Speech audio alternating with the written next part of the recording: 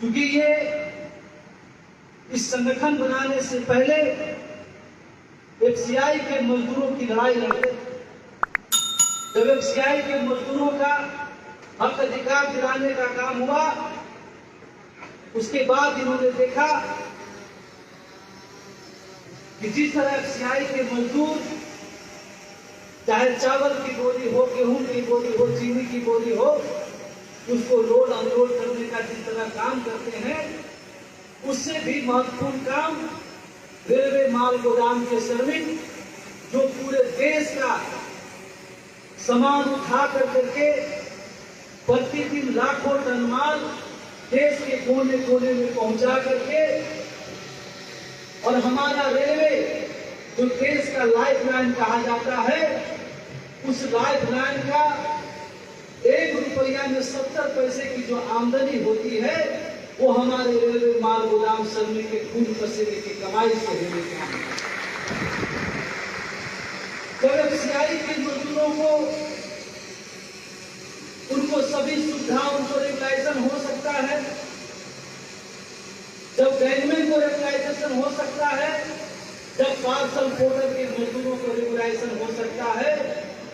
जब हमारे पूरी भाई जो यात्रियों की सुविधाओं के लिए है, उसको भी जब रेलवे कर्मचारी को दर्जा मिल सकता है, तो जो इन सभी को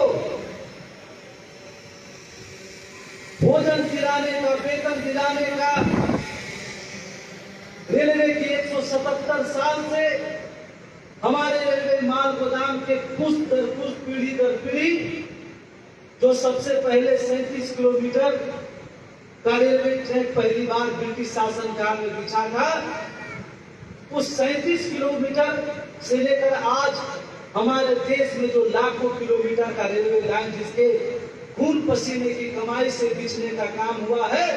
ऐसे मजदूरों को हक अधिकार क्यों नहीं मिल सकता? यह सपना लेकर आप सभी के दुख दर्द को देखते हुए हमारे राष्ट्रीय महामंत्री जी ने 1998 में आपका अपना घर,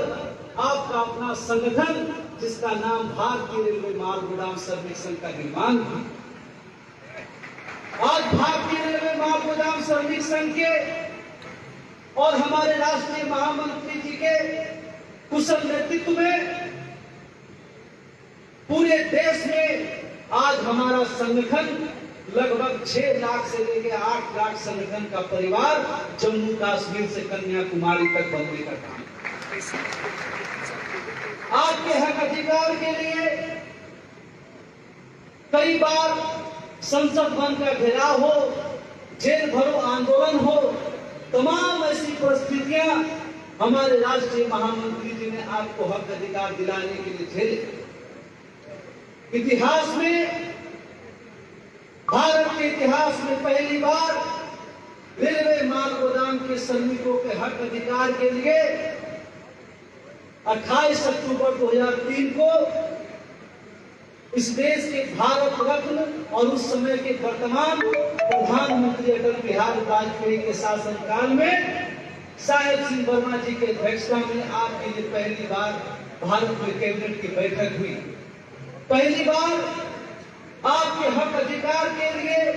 आपकी समस्याओं के लिए, आपके महत्वपूर्ण योगदान के लिए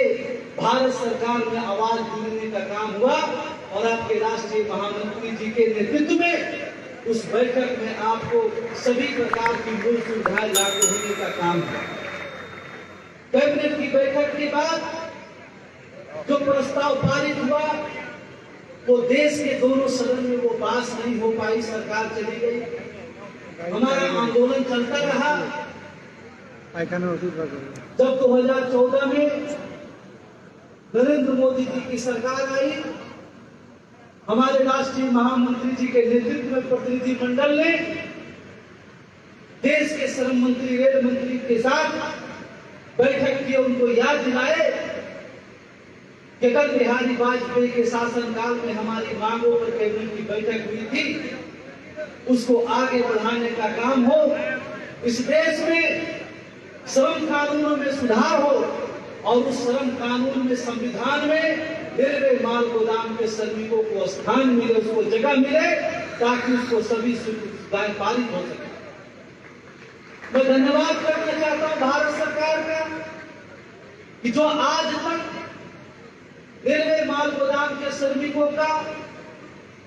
किसी श्रम कानूनों में, भारत के संविधान में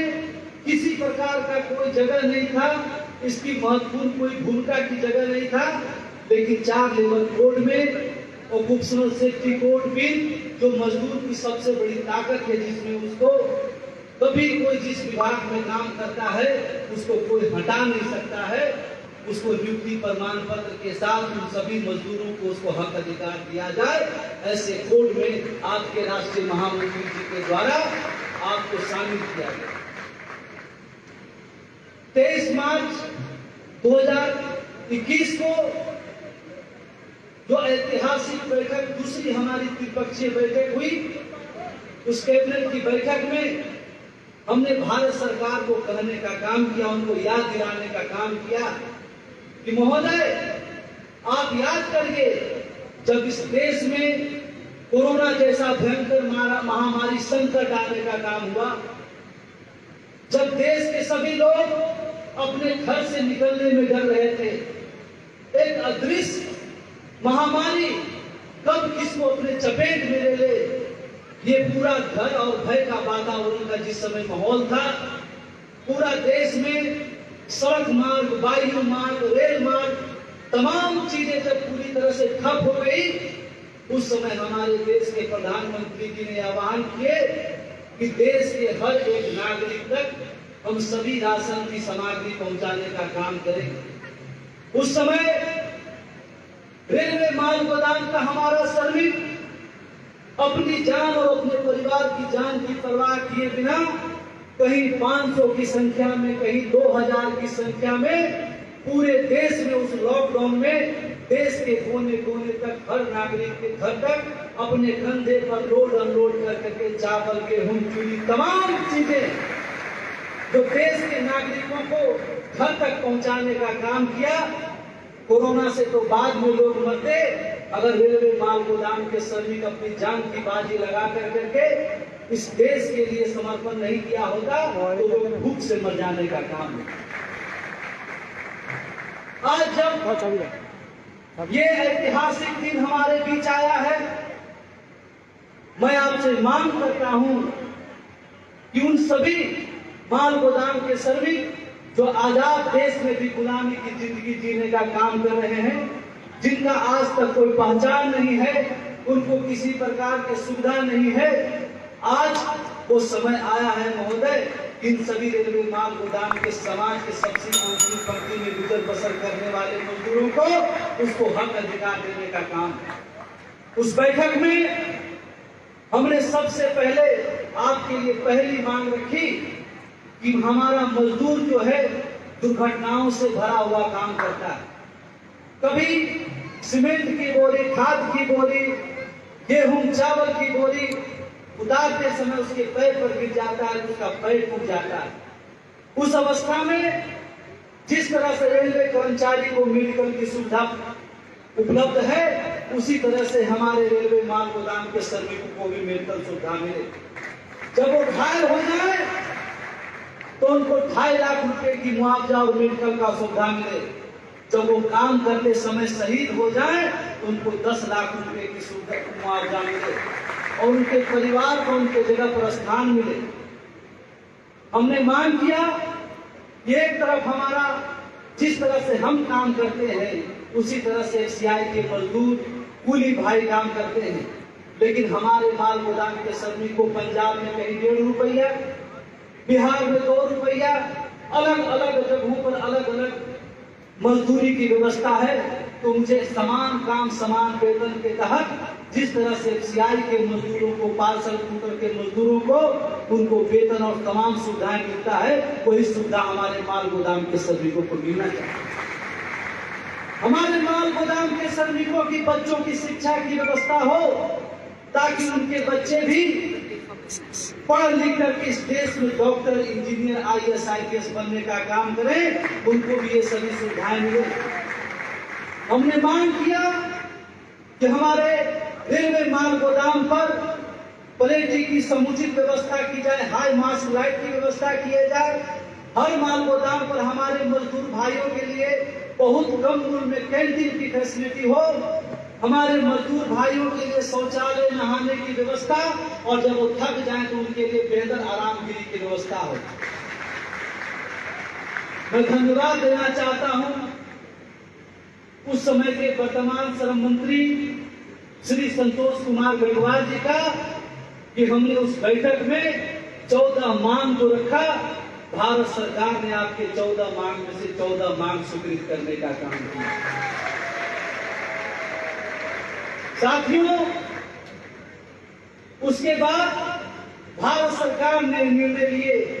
कि देश में जितने असंगठित क्षेत्र में काम करने वाले मजदूर हैं, उनका डाटा इकट्ठा हो, किस किस सेक्टर में किस तरह के कितने लोग मजदूर काम करते हैं,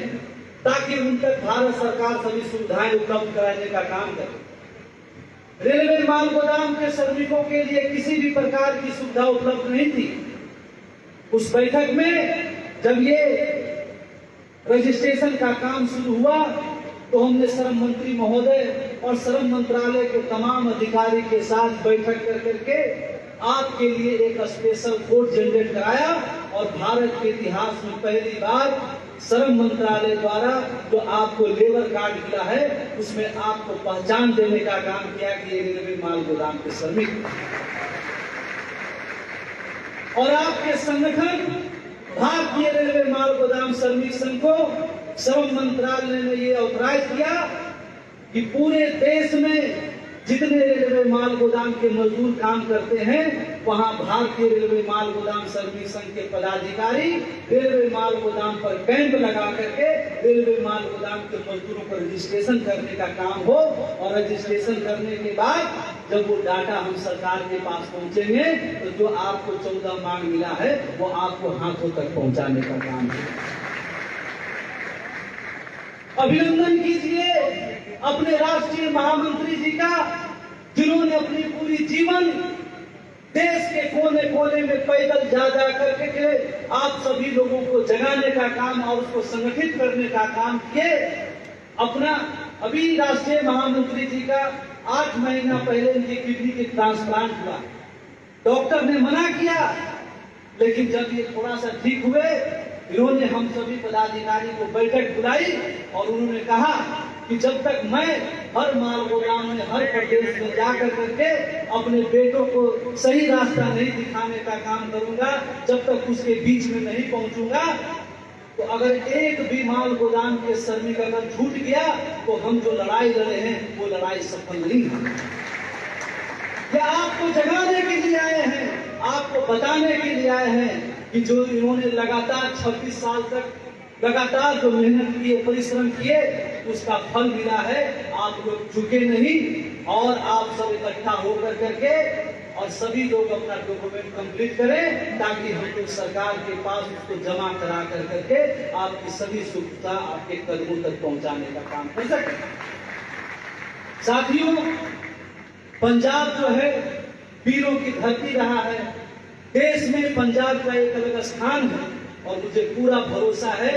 यहाँ के हमारे सभी रेलवे माल गोदाम के सभी भाई बहने आगे बढ़ करके अपना सभी काम कराने का काम करेंगे। जो भी छूटे हुए हैं उनके घर तक पहुंचकर उनको जगाने का काम करेंगे, और सभी को संगठित कर करके उनका रजिस्ट्रेशन करके उनका हक अधिकार को हम लोग को दिलाने का काम करेंगे। प्रेम से बोलिए, जो बोले सो निहाल। बहुत बहुत धन्यवाद। जय भारत माता, जय श्रमिक संघ। मैं अपनी वाणी को विराम देता हूं और आगे की कार्रवाई के लिए अपने छोटे भाई परवीन को आमंत्रण देता हूं। धन्यवाद।